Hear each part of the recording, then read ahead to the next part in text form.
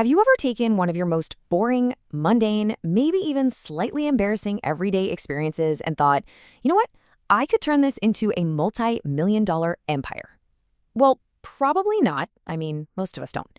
But that is exactly what Robert James Rollison did. Through his channel, TheOdd1sOut, he literally transformed simple, highly relatable social anxieties into an absolute multimedia juggernaut. So in this explainer, we're going to unpack the whole story, the timeline, the strategic algorithm hacks, and the sheer power of relatability that turned a kid drawing marshmallow people into a total animation legend. Okay, let's dive into this by looking at exactly how James starts conversations. Imagine you're just hanging out and someone asks you this completely harmless question. Hey, what's your favorite candy bar? For James, this question isn't just small talk. It is inexplicably stressful. It's basically a social trap. And why? Because his honest, immediate answer is always M&Ms. And if you've ever answered M&Ms to that question, you already know what happens next. It instantly triggers this incredibly frustrating, entirely pointless debate where people will argue, hey, M&Ms are a candy, they're not a candy bar. It's such a tiny micro-frustration, right? It's the exact kind of awkward, mundane social interaction most of us just brush off and immediately forget about. But James? Oh, he holds on to it. He analyzes it. He literally animates it and makes an entire video complaining about it. Because he knows if he feels this weirdly specific frustration, millions of other people probably do too. Now contrast that tiny, hyper-specific micro-anxiety with this massive macro number. Over 20 million. That is his subscriber count on his main channel alone. And honestly, that's not even mentioning his billions of total views. He built a massive, fiercely dedicated audience simply by venting about these everyday frustrations. So let's look at exactly how he got there, step by step. It really all kicked off back in 2012. For his 16th birthday, James got a Bamboo Create drawing tablet. He started uploading these webcomics to Tumblr, initially just, for his friends. And it was a serious grind. It took him 100 comics just to get his first 100 followers. By 2014, inspired by some other creators out there, he uploaded his first YouTube video, which was actually him animating a little book he'd made back in elementary school. But the real explosion, the moment absolutely everything changed, happened on February 13th, 2016, with a video detailing his thoughts on ASMR.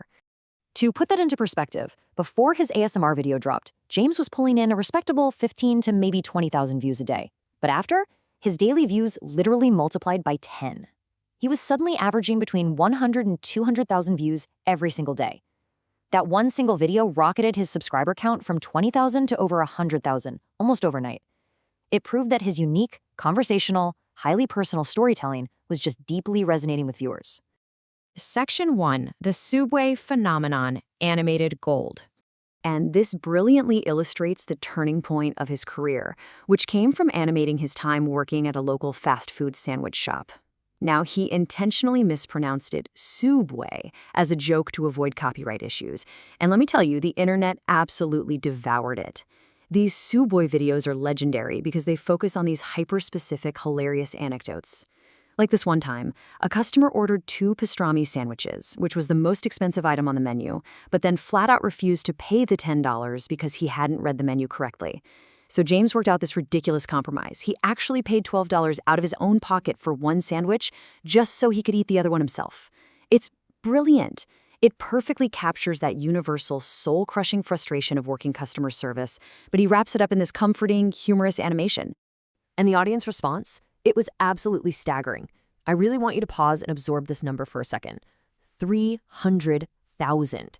That is the amount of subscribers his channel gained in a single month following the success of his Subway video. His total channel views completely skyrocketed, jumping from 6 million to 30 million in just 30 days. Section 2, Hacking the Algorithm, a Strategic Shift. Now, what's really interesting about this is asking why an animation channel suddenly popped off so hard in 2016. Well, it's because the playing field had completely changed. Pre-2011, YouTube rewarded raw views. That was fantastic for animators making high-quality 1 to 2 minute videos. But post-2011, YouTube shifted. They started to heavily favor watch time and upload frequency. Basically, they wanted 10-minute videos and they wanted them often. Traditional animators who might literally take months to create just 3 minutes of footage were brutally punished by this algorithm shift. Honestly, a lot of channels just died out. But James found a loophole. He essentially hacked the algorithm using a very specific creative blueprint. First off, his art style. Those iconic white bubble marshmallow characters, they don't require heavy coloring or complex frame-by-frame motion. By using relatively simple software like Paint Tool Sci and Adobe Premiere, James could rapidly produce videos that were 8 to 10 minutes long without needing a massive animation studio behind him. And when you combine that length with his incredibly bingeable storytelling, his watch time sessions just went through the roof. YouTube's algorithm saw viewers staying on the platform to watch part 2 and then part 3 of his Subway series, and they rewarded him massively for it. So, the crucial point here is that James didn't do it alone. As he noted himself, because animators just can't upload as frequently as gamers or vloggers, they really have to stick together. So he leveraged basically the easiest collaboration method in the world, which is sharing voiceover audio. He used this to cross-pollinate audiences with massive creators like Jaden Animations, Something Else YT, and even Mr. Beast. It absolutely proved that a rising tide truly lifts all boats in the animation community. Section 3. Expanding the empire beyond YouTube.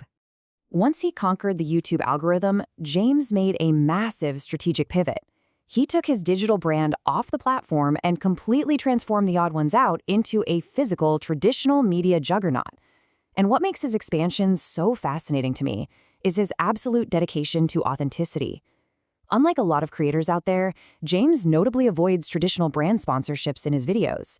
He said he doesn't want to break the immersion or quote-unquote taint his content. Instead, he realized early on that his videos are actually his best advertisement, so he drives his massive, dedicated fan base directly to his own proprietary products. And just look at how incredibly successful this off-platform expansion has actually been. Back in 2018, he released his first New York Times best-selling book. Fast forward to 2020, and he's launching highly successful Kickstarter board games like Cafe Chaos, plus a mobile game called Let's Bounce. And the crown jewel of it all? In October 2022, he premiered Oddballs, which is a full 20-episode animated Netflix series he co-created with veteran showrunner Ethan Banvel, bringing those famous white bubble characters to 192 countries worldwide. When you take a step back and really look at this entire empire, the books, the games, the global Netflix show, it all comes back to this one core concept: relatability. James Rallison took the absolute most boring, normal, slightly uncomfortable events of everyday life, like working a terrible minimum wage job, sweating completely through gym class, or, arguing about whether M&Ms actually count as a candy bar, and he managed to make millions of people feel like they were all part of this one comforting inside joke. So I want to leave you with this thought today.